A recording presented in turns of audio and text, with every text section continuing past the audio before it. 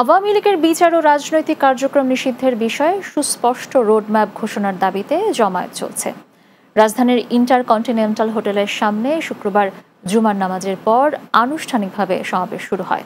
আওয়ামী লীগকে নিষিদ্ধের দাবিতে বৃহস্পতিবার রাতে প্রধান উপদেষ্টার বাসভবন যমুনার সামনে বিক্ষোভ শুরু হয়। পরে সকালে যমুনার সামনে থেকে জুমার নামাজ শেষে এ জমায়েতের ডাক দেন জাতীয় নাগরিক পার্টির দক্ষিণাঞ্চলের মুখ্য সংগঠক হাসনাত আব্দুল্লাহ। পরে বেলা 12টা থেকে মিছিল নিয়ে হোটেল ইন্টারকন্টিনেন্টালের পাশে মিন্টো রোডে ফোয়ারার সামনে তৈরি মঞ্চের কাছে অবস্থান নেন বিক্ষোভকারীরা।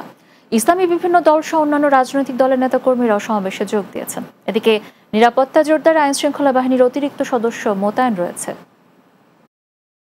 খুনি হাসিনা এবং মানুষকে আওয়ামী লীগের কোনো জায়গা থাকবে না।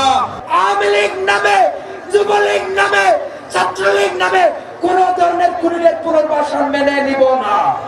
এই খুনি হাসিনাকে দেশের মাটিতে ফিরিয়ে এনে তাকে ফাঁসির কাস্তে ঝুলাতে হবে। আগামী দিনের সকল আন্দোলন সংগ্রামে সকলের